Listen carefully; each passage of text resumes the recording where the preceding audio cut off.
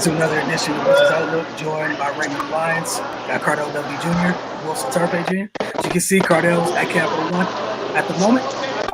We're going to get into a lot tonight. It was the second preseason game for the Washington Wizards. But first, a quick word from our folks over at Who's and Us. Join us for brunch. $1 mimosas at brunch, Saturdays and Sundays from 11 a.m. to 4 p.m. Valid until October 17th for purchase of any brunch entree. Again, until October 17th for purchase of any brunch entree. Get over to who'sandhouse.com and see the menu, hours, and more. And obviously, Sunday, brunch day. Enjoy it. Some football. Have a good time. All right, so Cardell, you're in Capital One. You hit some folks. The Washington fall to the New York Knicks, I believe, was 117-99. Well, the Knicks shot unreal from three-point range. That's what happened. They were 24-52. They got up 84 shot attempts total in the game. 52 of them were three-pointers, and they made 46% of them. Meanwhile, the Wizards shot 1 from deep, and we got 89 shots up. That was pretty much the game. Their fours, their wings played well. I love what I saw from Kevin Knox. I love what I saw from Obi Toppin. And this was Obi Toppin getting in foul trouble in the first half. And he woke up and he got busy. Like the work he put in over the summer, you could tell all he needed was some experience to get really acclimated with the NBA. I think he's gonna do big things. That was the difference. And the rebounding. At first the Wizards was hanging with him. You know what I'm saying? First. But once the Knicks figured them out, they were one and done. They were swarming them defensively, running them off the 3-point line, and once they got a shot up, they missed more than likely the next round, and that gave them extra possessions. Their defense is just special. We saw a little bit of it last year, and this year they're even more athletic and stuff like Jericho Sims. I think he totally impacted the game and disrupted what the Wizards were trying to do in the first half, defensively, especially crashing the boards, man. He made Gafford an average athlete, and we know Gafford's not an average athlete. That's how special he is with this athleticism. So, I just think that was the difference in the game. The Wizards had some bright spots. They had defense breakdowns. They still got to build their chemistry. We know the Knicks pretty much returning the full team, so they got their chemistry down. They just putting in a few pieces. Kemba, guys they drafted and traded for like Fournier and stuff like that. But the Wizards got to kind of figure out their bench. The starting unit looks sharp. They look like they have a chemistry. They understand their roles and how they're gonna get their shots and what they need to do. But when the bench comes in, outside Trez and Neto, who have they just veterans, they can understand. It's kind of iffy with a lot of guys. You know what I mean? So especially with Danny coming back into the mix and stuff like that.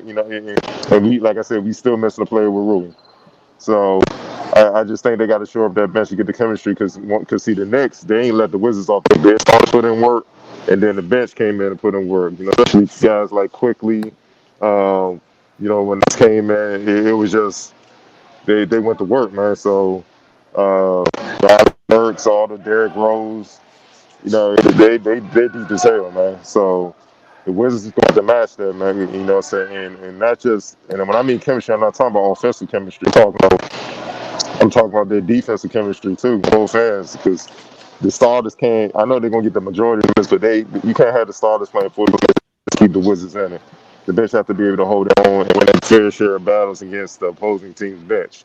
And another thing I love seeing them from the Knicks, and they definitely tested the new defensive philosophy with the Wizards. They're passing circles. He was making an extra pass. It was like, you know what I mean, and they made the Wizards pay. So, obviously the Wizards had work to do, and I expect to see them on Tuesday with more chemistry, with guys kind of getting back into a call. We'll hope this was his first game.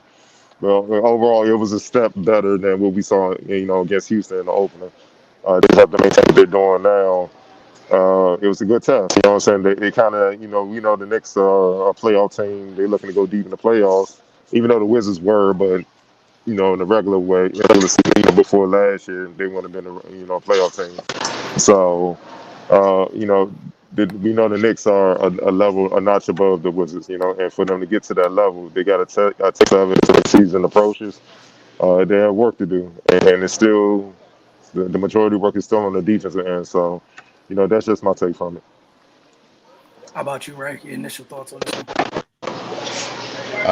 Yeah, man, the disparity in the 3-point shooting, that's pretty much where the game was decided. Like one team can't shoot that well and the other team shoot that poorly and it be a game. I mean, unless something else crazy happens. But yeah, the Knicks just bombed them and they started early and they never let up. Typically when the team starts that hot, you kind of expect them to cool off, a little bit of regression to the mean as of course the game goes on, but that didn't happen. And Cardell brought up the ball movement. They were swinging the ball and getting good looks as well. And the Wizards, they aren't all there defensively yet. So I mean, they sometimes they were able to rotate once or twice, but if the ball continues to move, eventually it's going to find a good shot. So yeah, that was just tough for them to contend with. And then the fact that they were making them at an extremely high clip. If they'd have got them on a night where they weren't shooting as well, then it probably wouldn't have been so bad. But they just weren't missing anything. So yeah, man, it's like the final score isn't really indicative of kind of the Wizards' strides they made defensively, because there is some progress on that end. Of course, it's a lot of new pieces, so they got to get used to each other. They got to learn to trust each other. But I saw more effort plays in the two preseason games than probably all of last season combined. At times guys were just kind of out there. In these two preseason games, we see people fighting for loose balls, fighting over screens, being active. But they just got to get on the string on that end, and it'll come, because obviously defense is being preached, and it's a point of emphasis so far. So yeah, man, if they just continue to do what their coaches ask of them, it's going to get better on that end. Montrez, he's bringing what they brought him here to bring so far. That activity, he's being disruptive. Just a ball of energy. He got a few baskets just from rim running and people finding him and rewarding him. So it's good to see that. And it's going to be contagious. I think he's a good guy for Gafford to be around. They bring a lot of the same things to the game, and Montrez is a veteran with good experience. So that can only be a positive thing for Gafford. And he looked like he's getting more comfortable as time goes on, man. He had 4 blocks tonight. I think he had 3 of them on one possession. He just disrupts things at the rim, man, and he's super athletic and bouncy. So that's definitely going to help on the defensive end. If guys get beat or whatever, at least you have some type of security blanket behind you. And on the Knicks side, man, Jericho Sims, he was he's something to deal with. Yeah, man. Hey, and yo, and I was thinking, what's gonna happen when Mr. Robinson returns? Him and Mr. Robinson and son. Oh my God, woo, yeah. Yeah, man. So they gonna work well in tandem, like no layup rule. Volleyball. So the Knicks, man, they look like they had a pretty successful season last year. I'm sure they would like to go a little further in the playoffs, but they look like they're making strides to do that. The guys they added are definitely going to bring immediate value. The young guys are playing well and developing. Cardell brought up Obi Toppin. That's a young guy I'm really looking forward to seeing the games this season. And you can tell even in his body that he's been putting in work. So they're going to be fun to watch. They're going to be interesting, man. And as far as the Wizards, they still don't even have their whole team. So as guys kind of get filtered back in, and they just kind of get used to each other. I expect things to progress with them. And they got a good mix of veterans with young guys. So that learning curve, is going to be shortened a little bit. And then they just got to get the experience. So yeah, man. I like what I'm seeing so far. It's preseason. It is 2 losses, but it's practice at this point. it's live action practice. So and I'm seeing what I want to see. Like the defense was a little better than it was last game. And that's all we can ask at this point. So yeah, anybody looking for all their ills to be cured through the course of the preseason, just yeah, hop back on the reality train here. It's a process, and we got 82 games, so yeah, I expect good things from them. Yeah, like you guys said, all you can ask is just the things that we're seeing, the good things that they build on, and even the things they need to work on, just to build on it. Like they're gonna, I'm like Cardell always talk about film sessions. Film sessions at times are fun. When they look at this one, as it pertains to closing out the shooters, it's probably not going to be a great. It's probably not going to be great for anybody, honestly. And the good thing is, for Washington, like you guys said, like they literally got a chance to see how it kind of should be done or closer to what it should look like, literally in game tonight. Because we watched the Knicks routinely on a string moving defensively. And that's the thing. It was like at times when you do have Gafford in there, and this is something both of you guys mentioned, last year as well. When you have someone to protect the rim, push up a little bit. It's okay. Push up a little bit. And then far too many times, they got caught either a rotation slow or a half step away.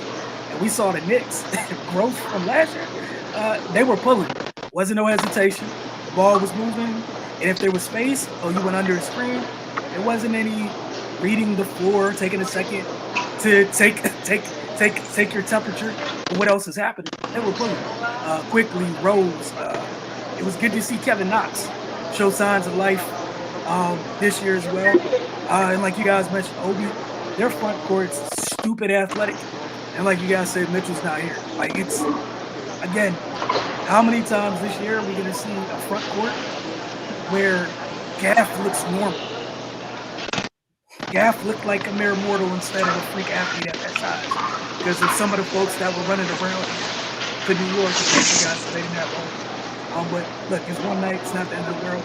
Oh, the other thing, I did enjoy, not enjoy, but like one of the things that stood out is it's fun watching Spencer Dinwiddie kind of find his rhythm, and I like the fact that he's, I know it's cliche, kind of old school. He just plays at his pace, and it's fun watching him figure it out at his pace. So even though like I think he only had one turnover tonight, while he's still learning his teammates. Like he didn't have to turn the ball over 15 times, and for the sake of figuring out his teammates. So just something that stood out, and I just wanted to bring to attention. All right, as we mentioned, the last time we were here, let's get to player of the game. Cardell, we'll start with you and go to Ray. I'm gonna go with quickly. I think the hometown. I think he came home. He put on a show for the hometown. Hit a lot of shots. The thing that impressed me, made he could pass the ball. Obviously, he has all the prerequisite guard skills. The thing that impressed me tonight is his defense. Seeing it in person, like Neto was going past everybody at first, but when Quickly came in the game, he kept in front of him. We didn't hear much from Neto again, and I'm like, man, you know what I'm saying? Like, he's a complete player now. He's not. Last year was more just a spark plug, man, get buckets, like a microwave type player. Now you just see it. He's a complete guard, and that if he keeps this up, it changes down that dynamic of the Knicks. Because with Kemba out there, guard with Derrick Rose and him, the guard play is ridiculous, man. Like, I mean, if you're in a point guard, it don't matter if you the starter or the bench. You can't take a break. Like, it is nothing when you play them. It's for 48 minutes. You got to deal with a quality guard. And if he keeps bringing that all over, we know we going. We know Derrick Rose, what he's done, what he is. If he's expanded this game to impact the game in every way, it's problems. It's really no nights off against the Knicks if you. All right, Ray. I kind of like what Montrezl brought to the game tonight. He like I said, man, he was just kind of typically what he's been, since he's been in the league. Really, he supercharged them and gave them some life. Even in the runs they made before the Knicks were able to stretch it back out. That's going to be something they need, because especially last year, their depth in the front court was pretty much non-existent. So yeah, man, I just like what he was able to do and kind of just establish that he's going to continue to be who he's been, with his team. Yeah, I doubled down with Trez tonight. Yes, double. I just like the activity on the offensive end. Like he drew so many fouls just pursuing offensive rebounds. And some of the times that he drew fouls, it kind of bailed his team out of not the greatest of offensive possessions. So got to improve the free throw shooting, obviously, but just for the reasons Ray named, there's no reason to literally say the exact same thing that you said. But moving on to X Factor, Ray, we'll start with you then, X Factor, I had Kevin Knox. He's been kind of up and down since he's been in the league. Still a young guy, but he's shooting that thing with confidence tonight. He kind of got things going for them. The whole team was pretty much on one from three, but he was 4-6, and you brought up like people not hesitating. He had his mind made up, and he hit when Washington was kind of closing in. He hit a couple big ones, and just kind of kept him at bay. Cardell, X Factor. Oh, Obi Toppin, easy. 13 points, 8 rebounds, 2 blocks, 1 steal. And on 5 of 9 shooting. And keep in mind, he got fouled. He had 3 fouls in the first half, so that limited him. He finished the game with 4, so he adjusted, still played his defense. One minute he's banging with Montrez. Next thing you know, he on make it denying Bertans, and he's still giving you what he gave you offensively and whatnot. Like I said, I think he just needed a year on the and get some experience, and he knew exactly what to do. He put in work, and I think we're gonna start seeing him impact the game in multiple ways, kind of like what he did in those college career at Dayton, man. And you know what I'm saying? He got it, and the fact that he started tonight with Julius Randle out, that's a guy we forgot to mention that didn't play tonight. You know what I'm saying? Otherwise, we probably would just see when we saw how athletic it is, how deep it is. I just think he's ready to go. So, yeah, he's definitely was the X factor for me. All right, for me tonight, my X factor was Jericho Sims, just because last year when we saw Mitch go down for New York, they clearly weren't they were missing something, especially on the defensive line. They were still a good defensive team, but having a rim protector like that behind you, it also eases something off of Julius Randle. Because he was carrying a load for them a little bit last year as well. But obviously, I'm not saying Jericho's Mitchell, but it never hurts to have somebody that can bring to the floor the exact thing that you need. You might do it a little bit differently, clearly different size, body types, but I just enjoy this overall physicality, man. I can't wait to see him next to Randall at times. Like even him and Obi together tonight, they were down there on both ends. They weren't falling, bodies were moving, and thoroughly enjoyed it. And it's definitely, I think, Cardell, you just mentioned Obi. Ray, you mentioned Knox. There's several guys that will routinely hit that category for the Knicks this year, depending on the night. I look forward to seeing who does it. They got several young guys that should step up on a nightly basis. All right, we did have a comment before we get out of here from Brandon Hunter. Overall team defense was better in the first half. By the way, is Dinwiddie our best defensive guard? Cardell, you first, and then Ray. Is he the best guard? That remains to be seen. He might have looked the best today. You know what I mean? But at the same time, and it's not knocking him for preseason. Like, was Kemba being extra aggressive to really test him? You know what I mean? He didn't play that long, so who knows? Like, we'll know when we get in the regular season and it's consistent. That's what it's about. It ain't just one game. You show up. There 5 games, the opposing team's point guard gives you 30. Like, you know what I mean? We need. That's the difference. That's what's been the Wizards' issue, especially last year.